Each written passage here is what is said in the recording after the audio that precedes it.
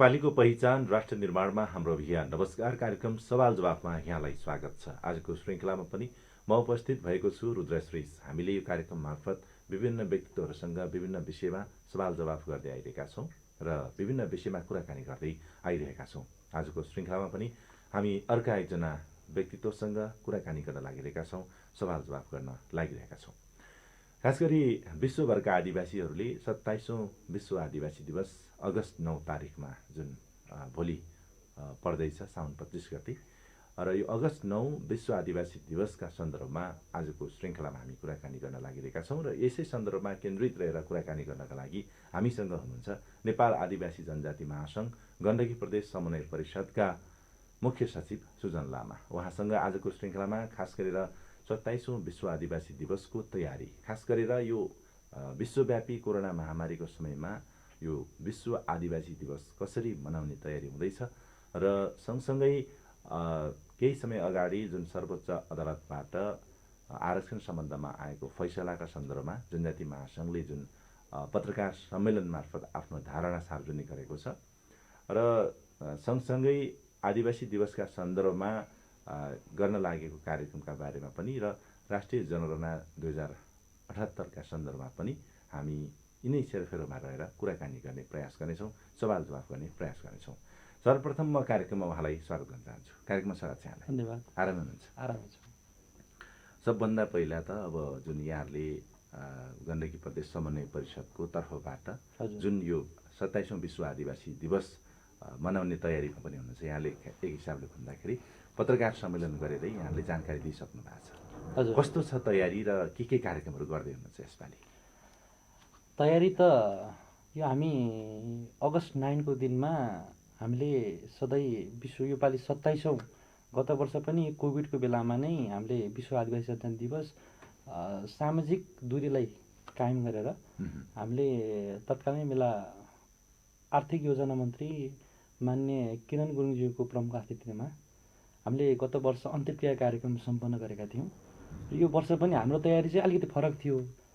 हामीलाई के लाग्यो भन्दाखेरि यो कोभिडको बिचमा भ्याक्सिनहरू आउने वातावरण बनिसकेका थिए, तर भ्याक्सिनहरू चाहिँ त्यो समयमा आउन सकेन र हामीले सोचे जस्तो सबै समुदायभित्र सबैमा भ्याक्सिन वितरण भइसक्छ र त्यति बेलासम्म कोभिडको केही असरहरू चाहिँ कम हुन्छन् र त्यही आधारमा हामीले चाहिँ व्यवस्था गऱ्यौँ।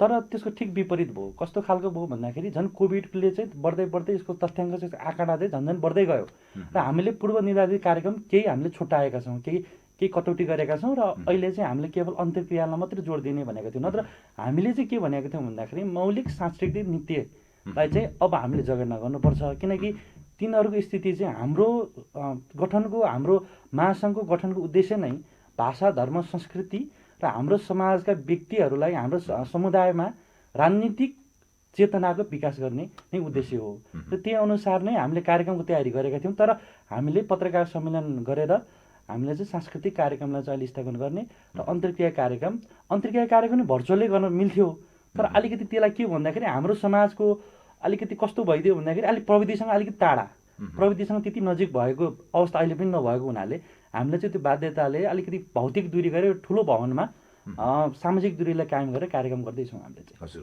भनेपछि यहाँले पहिला चाहिँ सांस्कृतिक नृत्य हजुर प्रतियोगिता चाहिँ यहाँले गर्दै हुनुहुन्थ्यो, त्यो कार्यक्रम अलि व्यापक रूपले कार्यक्रम गर्दै हुनुहुन्थ्यो। अहिले चाहिँ त्यो स्थगित गरेर जुन यो अन्तर्क्रिया कार्यक्रम गर्दै हुनुहुन्छ, जुन अन्तर्क्रिया कार्यक्रममा यहाँले सार्वजनिक गरे जस्तो राष्ट्रिय जनगणनाको विषयलाई यहाँले महत्त्व दिनुभएको छ र त्यही हिसाबले तयारीमा लाग्नु भएको छ। खास ठ्याक्कै यो राष्ट्रिय जनगणनाको सन्दर्भमा चाहिँ आदिवासी जनजातिको सवाल चाहिँ के हो? खासमा हाम्रो सवाल के हो भन्दाखेरि अब त्योभित्र यो सेन्सस जब 10 वर्षमा यो हाम्रो महत्त्वपूर्ण किन छ भन्दाखेरि त्यसमा जात पनि जोडिएको हुन्छ, हाम्रो भाषा जोडिएको हुन्छ, त्यसमा संस्कृति जोडिएको हुन्छ, हाम्रो धर्म पनि जोडिएको हुन्छ।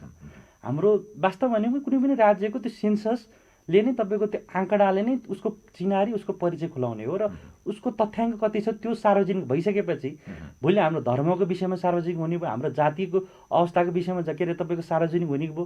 हाम्रो स्ट्राटेजी के हो त? हाम्रो के छ त? हाम्रो जनसङ्ख्याको हिसाबमा हामी कति छौँ, धर्मको हिसाबमा अगाडि कति छौँ? त अहिले वातावरण अहिलेको जनगणना किन महत्त्वपूर्ण छ भन्दाखेरि राज्यमा एउटा बहस सुरु भइसकेको छ।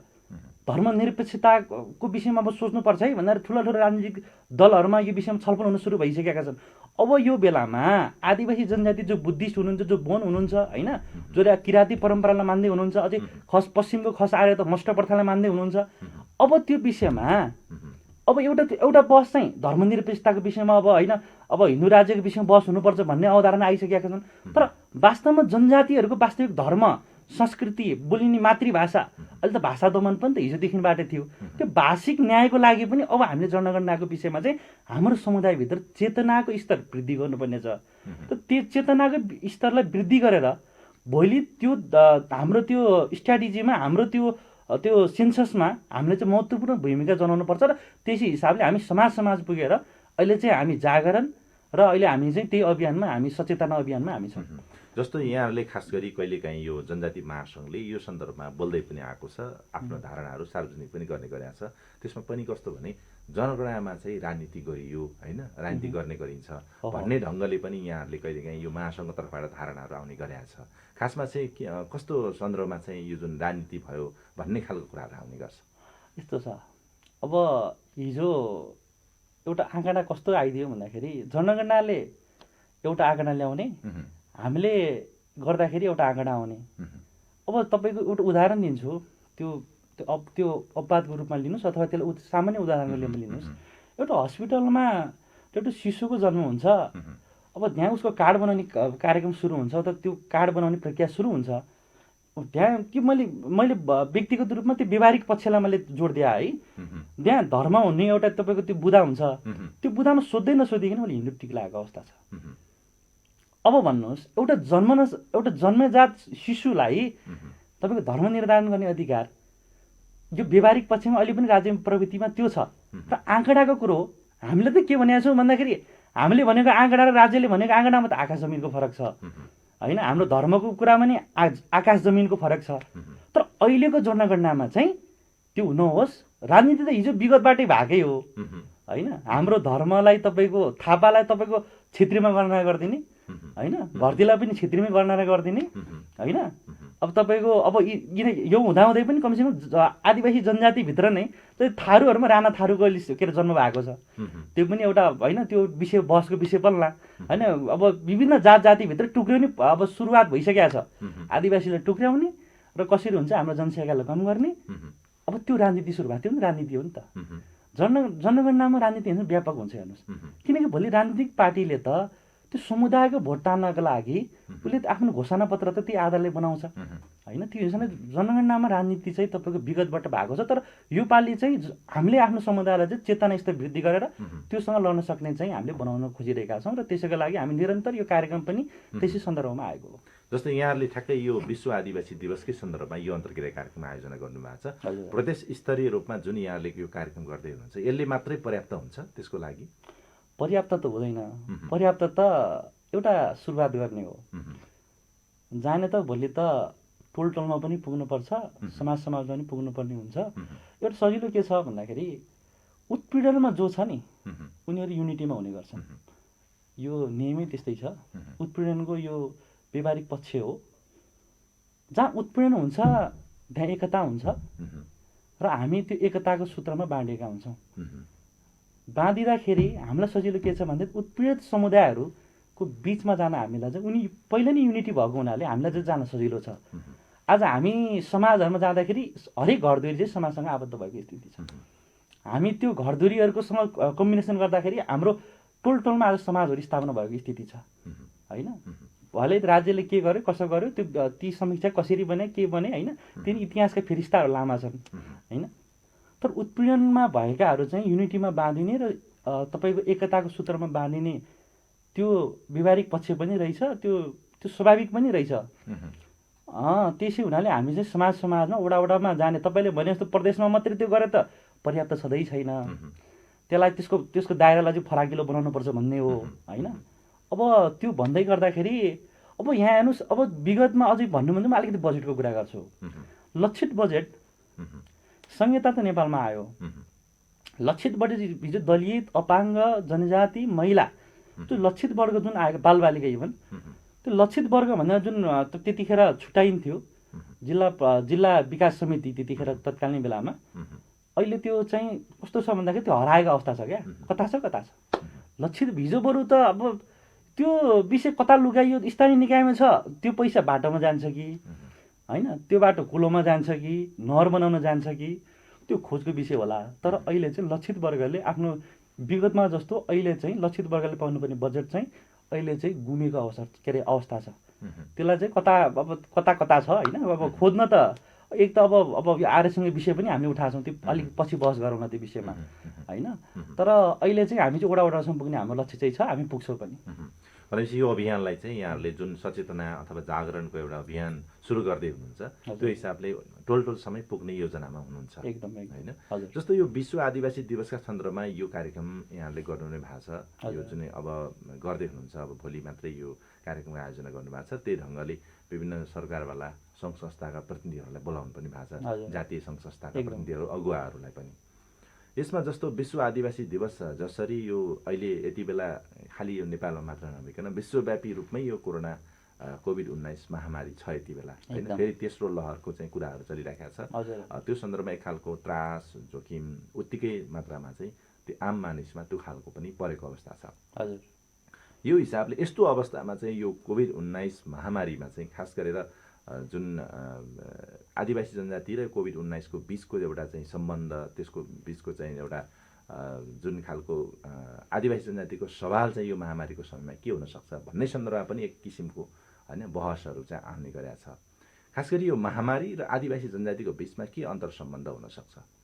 यस्तो छ, अब तपाईँले भन्नुभएको यो कोभिडले त अछुतो कोही पनि छैन, कुनै पनि समुदाय पकाइ पनि छैन।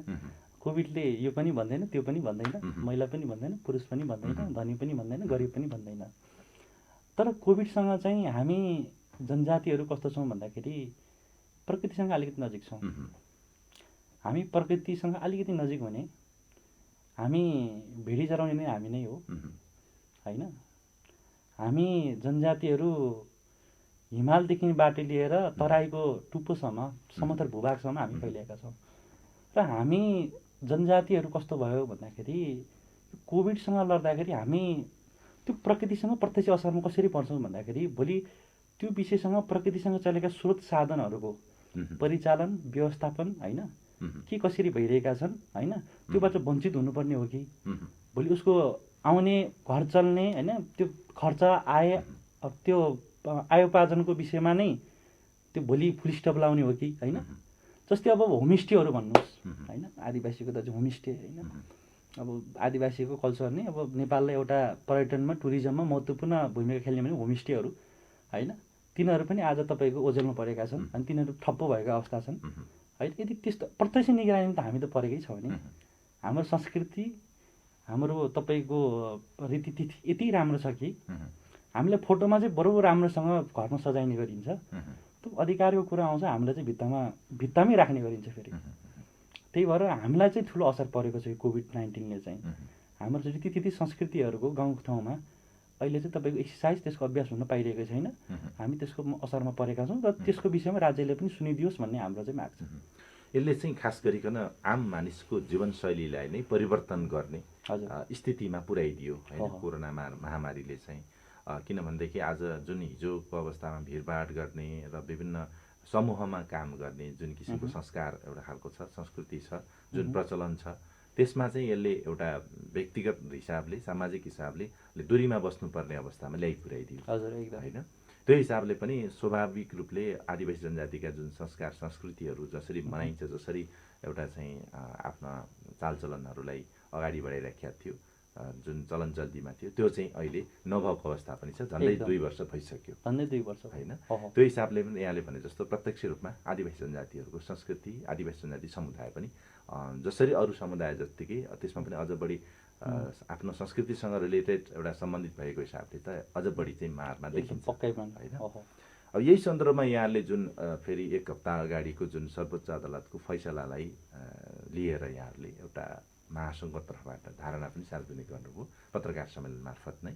विश्व आदिवासी दिवस मनाउने सन्दर्भमा गरेको पत्रकार सम्मेलनमा आफ्नो धारणा यहाँले सार्वजनिक गर्नुभएको छ। जुन सर्वोच्चको फैसला होइन आरक्षण सम्बन्धमा जुन आयो, त्यसमा चाहिँ यहाँहरूको खास कुरा चाहिँ के हो? कुरा स्पष्ट छ। संविधान, सबैको संविधान, त्यत्रो त्याग बलिदानबाट प्राप्त भएको संविधानलाई पालना गर्नुपर्छ, त्यसको कार्यान्वयन हुनुपर्छ भन्ने नै हो। सम्मान्य सर्वोच्च अदालतले के निर्णय गर्यो भन्ने कुरा भन्दा पनि उहाँले चाहिँ सर्वोच्चको के व्याख्या गर्नुभयो, संविधान कस्तो व्याख्या गर्नुभयो, के व्याख्या गर्नुभयो त्यो उहाँहरूको पाटोमा रहला। तर हामीले मान्ने नमान्ने होइन, हामीलाई कस्तो खालको असर पर्यो, सर्वोच्चले कस्तो खालको दीर्घकालीन असर राख्छ भन्ने कुरो सर्वोच्चले सोचेन। त्यसमा हाम्रो विमति हो। हिजो सर्वोच्चको तीनटा तर्क छ। आवश्यकताका आधारमा तपाईँको अनि एउटै मात्रै भनौँ न, एउटै मात्रै वर्गको, एउटा मात्रै जातिको हालिमुहाली भयो। र तेस्रो तर्क भनेको मानव सूचकाङ्कको आधारमा उहाँले त्यो फैसला गर्नुभएको छ। म भन्न चाहन्छु सम्मान्य सर्वोच्च अदालतलाई, हुन त म त्यो विज्ञ त होइन, तर मेरो चाहिँ सवाल उहाँलाई के रहन्छ भन्दाखेरि हाम्रो विमति कहाँ हो भन्दाखेरि सर्वोच्चले जुन तपाईँले आवश्यकताको आधारमा भन्नुभयो, हिजो दलित भएकै कारणले पढ्नबाट वञ्चित गरियो। त्यो कुन आवश्यकताको आधारमा थियो? लिच्छवीकालीन अवस्थाबाट जातको आधारमा कर्मलाई वर्गीकरण गर्ने काम भयो। त्यो कुन आवश्यकताको आधारमा थियो? 1919 मा तत्कालीन राणा शासनमा गोर्खा भर्तीलाई आफ्नो राजनीतिक स्वार्थ, आफ्नो सत्ता टिकाउने वातावरणको लागि राणाहरूले त्यसलाई आफ्नो अस्त्रको रूपमा प्रयोग गरे।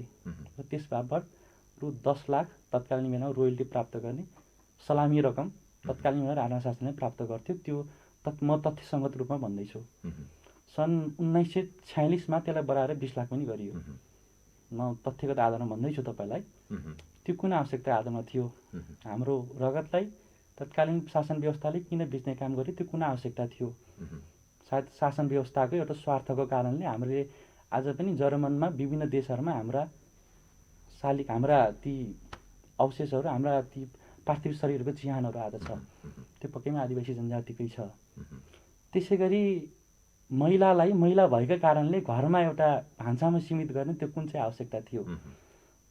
अपाङ्गता भएकै कारणले उसलाई पढ्नबाट वञ्चित गर्ने र एउटा सामाजिक तिरस्कारमा पार्ने त्यो कुन चाहिँ आवश्यकता थियो? थारू भएकै कारणले कमरी बस्नुपर्ने त्यो कुन चाहिँ आवश्यकता थियो? सर्वोच्चले त्यो भन्नुपर्छ भन्ने मलाई लाग्छ। यदि आवश्यकता थियो भने विगतको भरपाई, इतिहास त सबैको हुन्छ हेर्नुहोस् होइन। इतिहास वर्तमान चिन्नको लागि इतिहास पनि केलाउनै पर्ने हुन्छ। इतिहासले उहाँले हेर्नु भएन। इतिहासको खोक्रा कुरा गरेर इतिहासमा हामी त्यो थियो भन्दै गर्दाखेरि साथीहरूले इतिहासको कति दिनुहुन्छ, त्यो उदाहरण कति दिनुहुन्छ भनेर भन्नुहुन्छ होला। तपाईँहरू टुप्पी बाँधेर परेको मात्रै नसोच्नुहोस्। हाम्रो तपाईँको उत्पीडन, हामीले भोगेका दुर्व्यवहार, हामीले भोगेका तिरस्कार, हामीले युद्धहरूमा भोगेका लडाइँहरूका ती दुःखहरू, त्यसलाई पनि मनन गरिदिनुहोस् भन्ने अनुरोध हो मेरो। तपाईँहरूसँग हाम्रो रिस राग केही पनि होइन। तपाईँहरूप्रति, तपाईँहरूको त्यो त्यागप्रति, तपाईँहरूको त्यो लगनशीलताप्रति हाम्रो सम्मान हो। हामीलाई कमसेकम हामीलाई पनि ती त्यागहरूलाई, ती बलिदानहरूलाई, ती विभेदहरूलाई पनि तपाईँले बुझिदिनुहोस् भन्ने हाम्रो अनुरोध हो। जुन भएका पनि थिए। मलाई त के लाग्छ भन्दाखेरि जुन दिन हर्के दाई र तपाईँको बिर्खे दाईले जुन दिन एउटा बिष्ट काजीको घरमा हल्लो जोत्न छोड्छ र एउटा पढाइको लागि ऊ होइन विद्यालय जान्छ र ऊ शिक्षित हुन्छ, त्यो दिन मलाई लाग्छ आरक्षण दीर्घकालीन रूपमा चाहिँदैन पनि। आरक्षण हामीले सधैँ मागेका पनि छैनौँ, सधैँ ल्याऊ भनी भनेको छ। आरक्षणको सुरुवात त कहिले भएर 62-63 जनआन्दोलनपछि 63 सालमा त सुरुवात भएको। 64 सालमा निजामती ऐन संशोधन भयो र त्यसमा तपाईँको 45% चाहिँ तपाईँको आरक्षणलाई र 55% खुल्ला गरियो होइन। त्यसमा पनि के भनियो भन्दाखेरि 45%लाई चाहिँ तपाईँको सयपूरक मानेर होइन, तपाईँको 33% महिला, 27% आदिवासी जनजाति होइन, 22% मधेसी, 9% तपाईँको दलित, त्यसपछि अपाङ्ग 5 होइन, त्यसको 65 क्षेत्र 4, यसरी तपाईँको पर्सेन्टेजमा त्यसरी लैयो होइन। हामीले त के भनेको थियौँ, पूर्ण समावेशी गर्नुपर्छ भनेको थियौँ।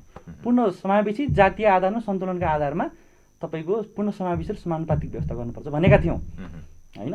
म तर्क एउटा सुनेर म अलिक आश्चर्यमा पर्छु क्या साथीहरूलाई, त्यो अलिकति त्यो भन्नु मिल्ला नमिल्ला होइन, त्यो यथार्थ पनि हो।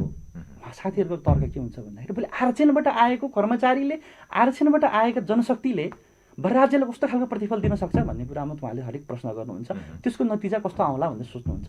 त्यसो भए तपाईँहरू त विगतमा तपाईँहरू पनि आरक्षण, हाम्रो केही समुदायहरू होइन जो आफूले श्रेष्ठ समुदाय ठान्नुहुन्छ, उहाँहरू विगतमा पनि आरक्षणमै पाएर आरक्षणमै हुर्केर आउनु भएको त हो, कर्मकाण्ड गर्नुभएकै हो, वेदपाठ पढ्नु भएकै हो होइन। मनुस्मृतिले त दलितहरूलाई त्यो पाठ पढ्न पनि वञ्चित गरेको थियो होइन। दलितहरूलाई त तपाईँको युद्धमा बन्दुक बोकाएर पठाइरहेको अवस्था थियो। अब रह्यो मधेसीहरू, मधेसीलाई त तपाईँको भाषिक आधार नै विरोधमा पारिएको थियो। अब म उहाँलाई मेरो प्रश्न चाहिँ के, मलाई त्यो जिज्ञासा लाउँछ क्या। अब यो उहाँहरूले चाहिँ अब दक्ष जनशक्ति, अब म मानौँ न उहाँहरू त अब हुनुहुन्छ होइन, 60, 61, 62% कर्मचारी तन्त्रमा उहाँ साथीहरू हुनुहुन्छ। त्यसो भए दक्ष जनशक्तिले राज्यलाई अहिलेसम्म दियो के त नि? कस्तो खालको प्रतिफल दियो? भ्रष्टाचार, व्यभिचार, अनि कस्तो खालको समुद्र राष्ट्रको हामीले त्यतिखेर अहिले हामीले भोगिरहेको छौँ त। अनि त्यो के आफ्नोमा चाहिँ तपाईँको त्यो चाहिँ भैँसी हिँडेको नि देख्ने, अर्कोमा चाहिँ जुङ्गा हिँडेको नि देख्ने। विभेदको लागि तपाईँको विरोधको लागि मात्रै विरोध नगरौँ न, सकारात्मक विरोध के अरे सकारात्मक कुरोको पनि सोचको पनि के अरे व्याख्या गरौँ। बरु बसौँ, साझा टेबलमा बसौँ, राज्यले पनि सुरुवात गरोस्, हामी बस गर्न तयार छौँ। हामीलाई सधैँ आरक्षण चाहिएको पनि छैन, हामी माग्दैनौँ पनि। उदाहरणको लागि म्याराथन रेस गर्ने एउटा समुदायलाई चाहिँ तिमी हरिचोकबाट दौड भन्ने, एउटालाई तिमी त्यो रङ्गशालाको गेटबाट दौड है भन्ने, अनि त्यो विभेद हुँदैन, त्यो समानता हुन्छ। अनि जित्छ कसले? स्वाभाविक रूपमा त्यो त जो अगाडि छ उसले जित्छ होइन। त्यो राज्यको त्यही नीतिले गर्दाखेरि हामीले चाहिँ अहिले विरोध गरे हौँ। र दोस्रो पोइन्ट, दोस्रो कुरामा चाहिँ एउटै जातिको मात्रै हालिमुहाली भयो, कुन चाहिँ तथ्यसङ्गत रूपमा बोल्दै हुनुहुन्छ उहाँहरू? सर्वोच्चले कुन चाहिँ तथ्यको आधारमा, कुन चाहिँ धरातलमा गएर, कुन चाहिँ उदाहरणको रूपमा त्यो हो? आज राज्य व्यवस्थामा को हुनुहुन्छ? हालिमाली त उहाँहरूकै चल्ने होला नि त, दारू पनि जसको हुन्छ उसकै हालिमाली हुन्छ नि।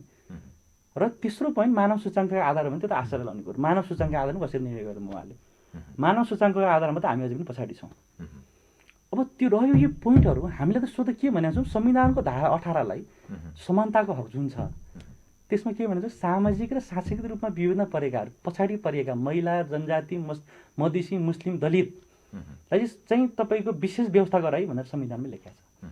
त्यो संविधानलाई कार्यान्वयन नगर्ने त 62 जनआन्दोलनको म्यान्डेट मधेसी, जनजाति, थारू, दलित होइन, महिलाको आन्दोलनलाई चाहिँ तपाईँको अब चाहिँ बाइपास गरेर जाने, त्यो उपलब्धिहरूलाई चाहिँ अब नमान्ने कुरा स्पष्ट छ नि। नेपालको प्रमुख राजनीतिक दलहरूले, म उहाँलाई भन्न चाहन्छु,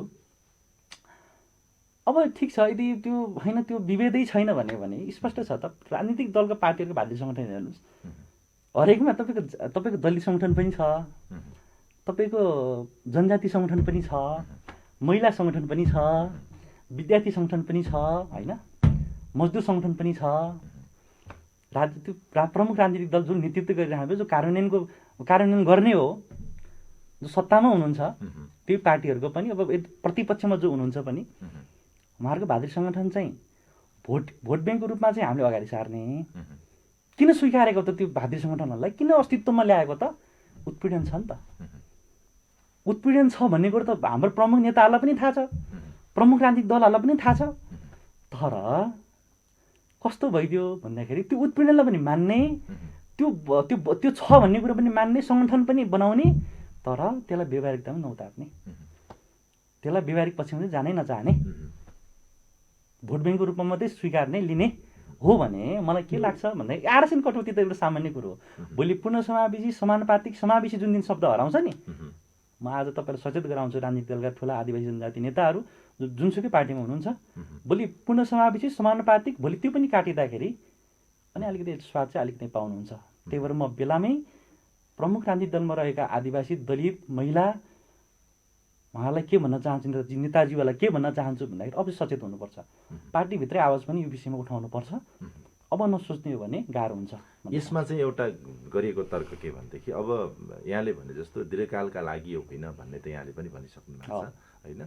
यो आरक्षणको व्यवस्था एउटा निश्चित अवधिका लागि जुन एउटा पछाडि पारिएको वर्ग र समुदाय एउटा तहमा चाहिँ नउक्लिएसम्म होइन, उनीहरूको त्यो उत्थान नभएसम्म चाहिँ एउटा अवधिका लागि गर्ने व्यवस्था, यो आरक्षण व्यवस्था राज्यको तर्फबाट, जुन यसलाई एउटा हिसाबले सकारात्मक विभेद भनेर पनि होइन त्यो खालको चर्चा पनि हुने गर्छ। एउटा चाहिँ यो आरक्षणको जुन सर्वोच्चको जुन यो सम्बन्धमा आएको फैसलाको आधारमा एउटा के तर्क पनि गरिएको छ भने अब त्यो बेला भयो, जुन यहाँले भनेको अघि भनेको कुरा थियो दीर्घकालका लागि होइन भन्ने, अब त्यो आरक्षणको चाहिँ प्रावधान हटाउने चाहिँ बेला भयो।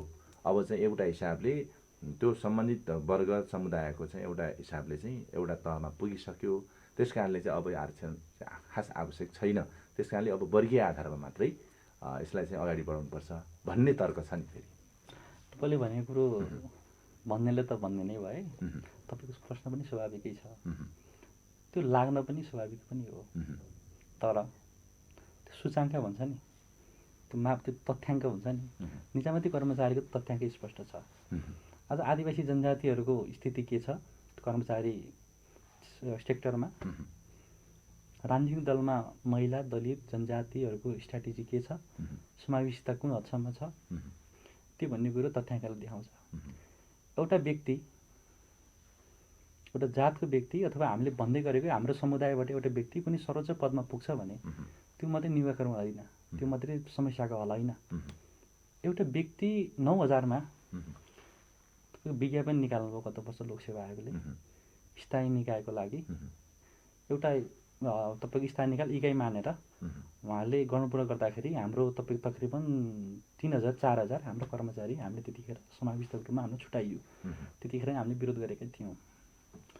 र यो बेला भयो भन्ने कुरो, बेला कसरी भयो,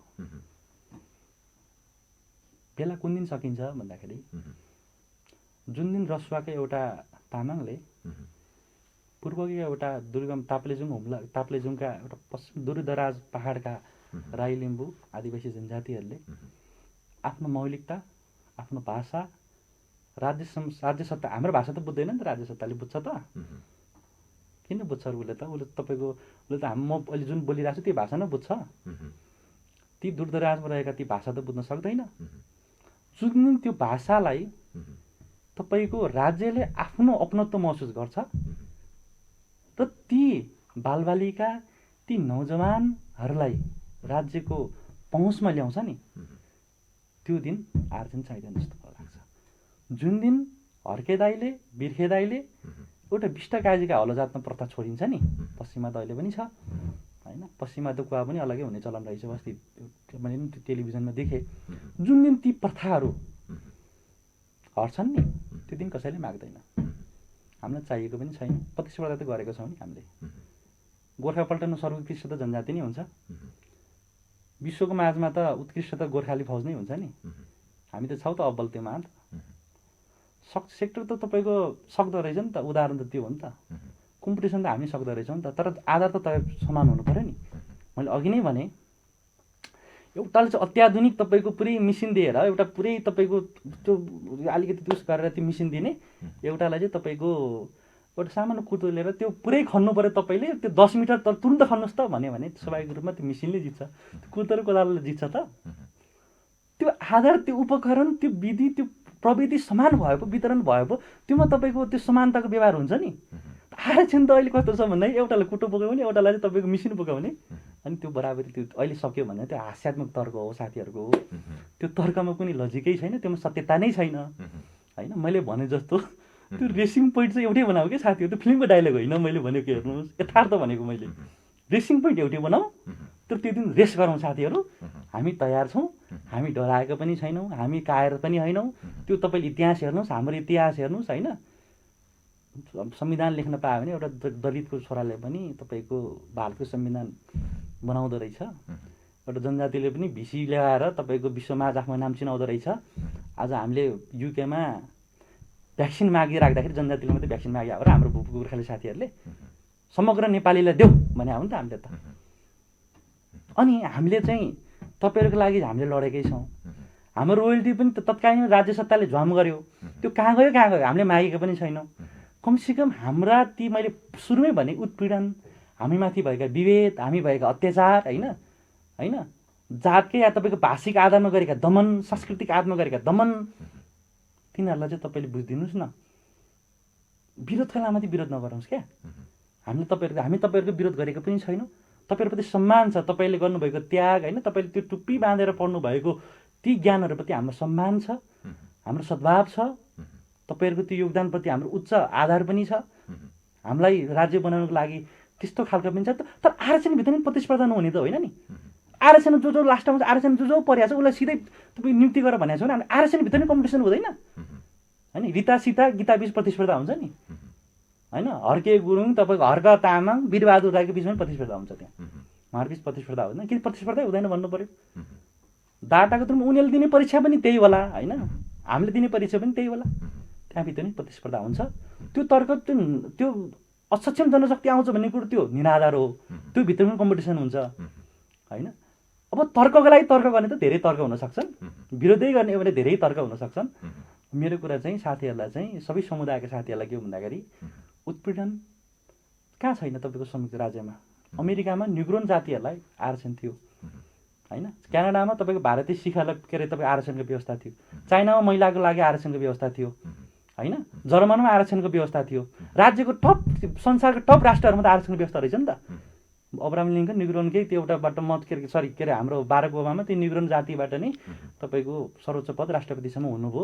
र निग्रोन जातिहरू बिस्तारै गएर त्यो सर्वोच्च पदसम्म र राज्य व्यवस्थामा बिस्तारै घुलमित भएपछि त्यो बिस्तारै अन्त्य पनि भयो होइन। त्यो राज्यले त्यो पुरानो शक्तिशाली राष्ट्रहरूले समुन्नत राष्ट्रहरूले त्यसको अभ्यास गरिरहेकै छन् होइन।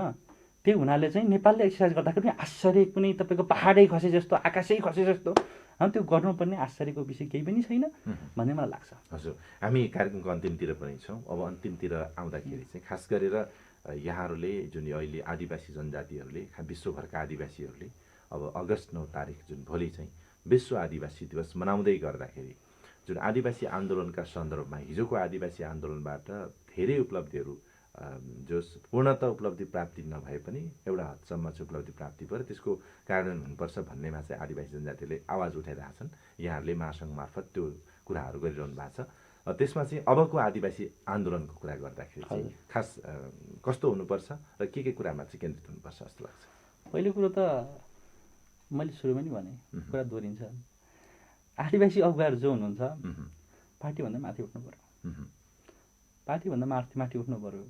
भोलि महाधिवेशनमा त्यो समुदायले मलाई भोटै हाल्दैन, म त चुनावै हार्छु होइन। त्यो समुदायले भोलि मलाई भोट नहालिदिएन, म त त्यो पदमा पुग्नै सक्दिनँ। भोलि म त्यो सरकारी पदमा पुग्नै सक्दिनँ, म मन्त्री हुँदिनँ होइन।